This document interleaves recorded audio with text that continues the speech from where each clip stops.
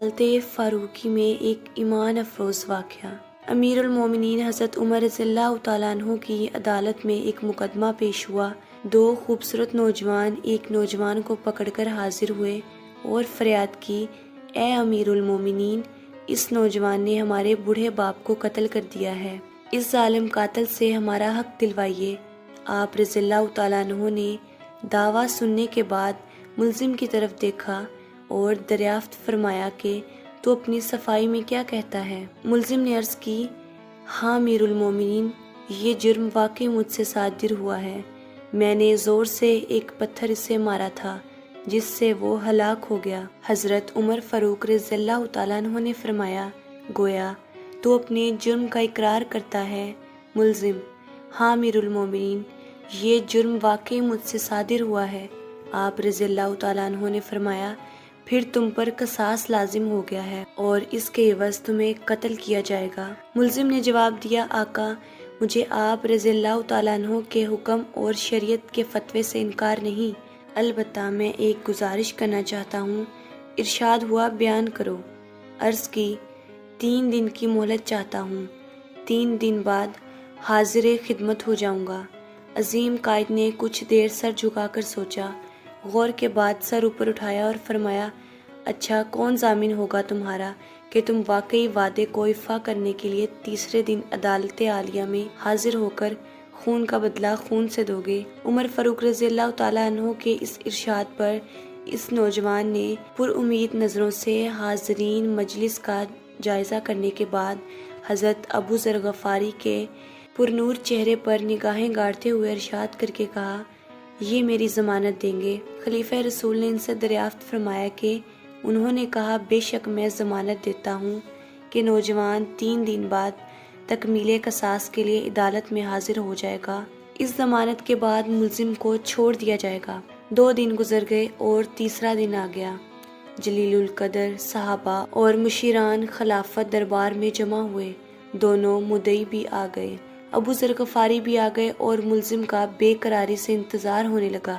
جوں جوں وقت گزرتا جا رہا تھا، صحابہ کرام کا اضطراب بڑھتا جا رہا تھا، کیونکہ ملزم ابھی تک نہیں پہنچا تھا۔ وقت قریب آ رہا تھا اور صحابہ ابو ذر کی نسبت پریشانی ہونے لگی۔ 1-2 مرتبہ مدعیوں نے بھی دریافت کیا، مگر انہوں نے ہر مرتبہ یہی جواب دیا کہ اگر 3 یوم گزرنے کے بعد ملزم نہ آیا تو میں اپنی ضمانت پوری کروں گا، پریشانی کی کوئی بات نہیں۔ جب حاضرین پریشانی کی انتہا پر پہنچ گئے اور دہلا دینے والے انجام کے تصور سے سہم گئے کہ اچانک ایک طرف سے ملزم دربار میں آ حاضر ہوا اور اس کا جسم پسینے سے شرابور تھا، چہرے پر گرد جم چکی تھی، مسلسل بھاگنے سے اس کی سانس پھول گئی تھی۔ اس نے آتے ہی سلام کیا اور عرض کی، اللہ تعالیٰ کا جو حکم ہے بچا لایا جائے۔ آپ رضی اللہ تعالیٰ عنہ کے دریافت کرنے پر ملزم نے بتایا کہ میں ایک امانت والے کے سپرد کرنے گیا تھا۔ واقعہ کچھ یوں ہے کہ میرا ایک چھوٹا بھائی ہے، والد فوت ہو گیا ہے۔ موت سے پہلے اس نے میرے پاس میرے چھوٹے بھائی کے لیے کچھ سونا رکھا تھا اور وصیت کی تھی کہ جب وہ جوان ہو جائے تو اس کے سپرد کر دینا۔ میں وہ سونا ایک جگہ رکھ آیا تھا جس کا مجھے ہی علم تھا، اس لیے میں وہ سونا اس کے سپرد کرنے گیا تھا۔ الحمدللہ میں نے امانت اس کے سپرد کر دی جس کی وہ تھی۔ امیر المومنین رضی اللہ تعالیٰ عنہ نے ابو ذر غفاری رضی اللہ تعالیٰ عنہ سے پوچھا کہ آپ نے اس کی ضمانت کیوں دی تھی؟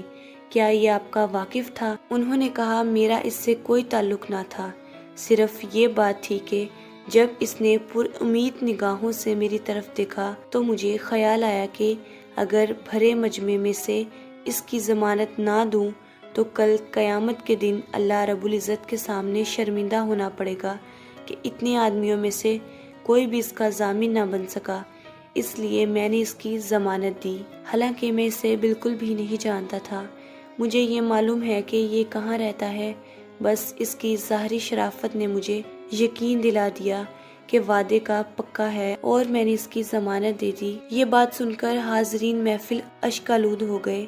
مدعیوں نے التجا کی کہ اے امیر المومنین، ہم نے اپنے باپ کا خون معاف کر دیا۔ اس کے بعد عدالت نے اس قاتل کو آزاد کرنے کا فیصلہ سنا دیا۔